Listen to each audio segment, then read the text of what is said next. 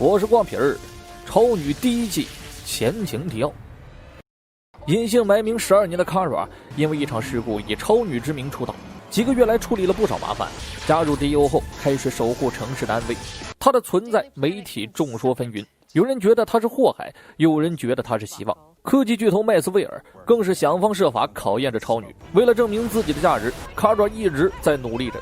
这天Kara 在处理了一起越狱案件后，急忙赶回了家。再过不久就是感恩节了，母亲伊丽莎来到了纳西诺市，跟女儿们团圆。Kara 毫不忌讳地告诉妈妈，自己选择了英雄这条路。凯特国际的电台播音员莱斯利在这感恩节前夕讽刺超女，言语露骨到了极点，引起了很多人不满。其中最气愤的莫过于格兰特，第2天直接降职，他不希望手底下出现侮辱女性的员工，况且超女还是个孩子。总而言之，格兰特就是一句话：除了我，谁也不能黑超女。当晚，莱斯利就被送到了直升机上报道路况，又赶上一个雷电交加的天气，直升机一个失控撞向了凯特科大楼。Kara 第一时间赶去救援，驾驶员在超女的帮助下幸存。就在 Kara 伸手去拉莱斯利时，一道闪电劈下。Kara 虽然没事，但莱斯利已经是一头白发。格兰特也是刀子嘴豆腐心，他主动出钱出力给莱斯利救援，还鼓励他快快醒来。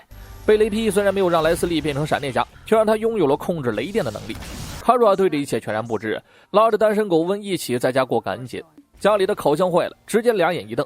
伊丽莎对 Kara 偏心得很，从小到大所有的事情就先教训姐姐，包括这一次 Kara 当上了超女肯定会遇到危险，当姐姐的只能被责怪说没照顾好妹妹。虽然被骂了30多年，但埃里克斯还是贼难受，躲在角落里嗷嗷哭啊。与此同时，化身电女郎的莱斯利准备报复格兰特，碰巧撞上了陪老板聊天的 Kara。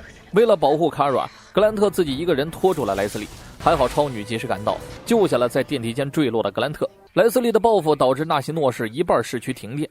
汉克肖猜出了电女郎的能力来源，当时劈雷的时候 Kara 握住了莱斯利的手，电流通过他的克星基因增强了，再加上莱斯利现在处于能量体， Kara 根本伤害不了他分毫。装成 FBI 的汉克肖希望格兰特能接受保护，可对方爬上这个地位不是靠的躲避斗争，汉克肖只能折返 DEO 寻找解决办法，让 Kara 留在这里保护格兰特。今天还是感恩节，格兰特本想让 Kara 回家跟家人过，只是没想到 Kara 家的经也不比自己好念，电女郎是他制造出来的，也只能他自己面对。格兰特希望能和超女合作， Kara 只能以回家为由变装赶来。在此之前去了趟 DEO， 他们制造了一台可以吸收电流的仪器，只要放在电女郎脚下就能短暂的抑制对方。格兰特在电台直播，让他来最开始的地方见面，接触了克星人的基因，这也导致了电女郎能对 Kara 造成致命伤害，全程被揍。虽然引诱对方走到了仪器上，可还没来得及启动就已经被摧毁。电女郎准备给超女致命一击，格兰特立刻站出来拖延时间，这才让 Kara 有机会从地下扯出水管，让这个女人自己电疗了自己。电女郎被关进了 DEO， Kara 和格兰特恢复了日常工作，傲娇老板加傻白甜助理磕就完了，回归爱丽丝这边。当年因为他们一家收养了 Kara， 引起了 DEO 的注意，他们一直想研究下超人，但是根本做不到，所以想带走 Kara。父亲耶利米为了保护妻女加入了 DEO， 提供了自己对克星人的所有研究，可不知什么缘故突然就神秘死亡了。母亲一直隐瞒称是飞机失事，这也是他为什么对女儿极为严格。伊丽莎总感觉汉克肖隐瞒了什么，姐妹俩打算暗中调查一下汉克肖。平时的巡逻还是要继续。这一天 Kara 阻止了2个路怒司机救下一群孩子，司机想对超女下手，却忘了对方是钢铁之躯， Kara 也没收劲儿，导致新闻扭曲了事实。汉克肖警告 Kara 要控制自己的怒火，别忘了世界上大部分人还都在畏惧超人。紧接着麦斯威尔就开始做文章，说超女暴力执法，建议装上随身摄像头。这并不影响他们姐妹调查真相，艾利克斯找到了温帮忙，只有他值得信任，而且有实力黑进 DEO 的数据库。知道来龙去脉之后，温波利加入了这个勾当，可这是违法的。紧接着一个电话让姐妹俩陷入僵局，军情部的莱恩将军要把超女带走，而且这一切得到了总统的批准，主要目的是让超女测试一下军队的 RT 项目。而协助这一切的法务专员是莱恩将军的女儿，也就是机密的女友露西。感情上的较量从这里开始了。RT 项目是指一种战斗拟人实体，他们称这种机器为红旋风。从明天开始，超女要跟红旋风大战300回合了。趁着业余时间， Kara 3人组加露西来了场小聚会。露西对超女的评价要多尴尬有多尴尬，这也导致 Kara 第2天把脾气都撒在了红旋风身上，对决超女轻易获胜。若不是汉克肖阻拦， Kara 都能把红旋风拆碎。哪知意外发生了，洪旋风自己逃走了。莱恩将军把这一切都怪在了超女头上，可真是玩不起的典范呢。失控的洪旋风极有可能在纳西诺市搞破坏，虽然这东西成本超10亿美金，研发12年，将军还是下达了销毁的命令。对于反驳自己的莫罗博士，将军直接开除了他。埃里克斯选择带着残骸找麦斯威尔求助，要说有人能追踪到洪旋风，那只有麦斯威尔，结果人家直接说不帮。晚餐时，露西邀请了吉米，哪知莱恩这人的嘴堪比坦克，一路用言语碾压了吉米，不仅侮辱了吉米，还想让他跟女儿分手。另一边的卡瑞也在和格兰特借酒消愁。老板看出了卡瑞最近情绪不对，解决怒火最好的办法就是找到惹怒自己的东西。这一番话卡瑞受教了，未曾想到洪旋风突然袭击了莱恩将军，露西因此受伤，幸好吉米联系了卡瑞，这才救下众人。显然洪旋风遭到了强化，他制造了一场风暴席卷城市。卡瑞为了阻止灾难，只能放跑了洪旋风，在一波反向飞行后化险为夷。有那味儿了啊！莱恩这个老狗不但没有感谢超女，还赖他放走了洪旋风。因为这次被救，露西也醒悟了，是有人在背后操控这一切，让洪旋风利用人性对付超女。随后汉克肖的实锤证实了猜想，他们检测出洪旋风的表面是由铅覆盖的，这战甲根本就是设计出来猎杀克星人的。汉克肖因为卡瑞受到了不公，朝莱恩破口大骂，将军没理，只能离开，反而这让卡瑞对汉克肖提升了信任。麦斯威尔主动联络了埃里克斯，超女之前的战斗让他改变了主意。他的家人和埃里克斯一样因公殉职，大家都是为了心中的真相，自然也不该有过多的偏见。麦斯威尔指出，洪旋风是依靠远程遥控来战斗的，找到控制者就能阻止一切。埃里克斯想到了莫罗博士，也许对方是利用这一点来报复莱恩将军。在一间废弃仓库里，卡瑞和吉米分别发泄着怒火，没想到卡瑞逐渐暴躁，发泄了半天，他终于找到了背后真正惹怒自己的东西，那就是吉米和露西。克星人也是拥有感情的，卡瑞喜欢吉米，又碍于露西在什么都不敢说，时间久了，他的激怒变成了怒火。说白了，愤怒源于心理不平衡，源于这个世界对他的不公。卡瑞折返了 DEO， 麦斯威尔给了他们灵感，用莱恩来引出洪旋风。果然洪旋风出现了，但他没想到的是，莱恩只是个全息投影。卡瑞的任务就是拖住洪旋风，给埃里克斯争取到抓捕的时间。埃里克斯此时已经反向追踪到了莫罗的藏身地，并且扭打在了一起。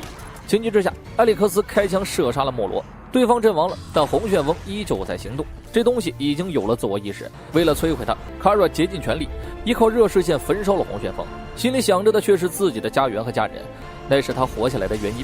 洪旋风被摧毁后，卡瑞瘫在地上。这些天，温一直在调查耶利米死亡的真相，大部分记录都被篡改过，能找到的只有一段笔录。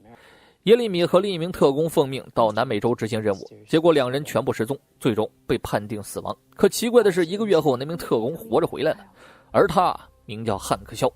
这一切越来越蹊跷了。卡瑞回归工作，在打扫格兰特的办公室时，他的手指被玻璃划破，流出了鲜血。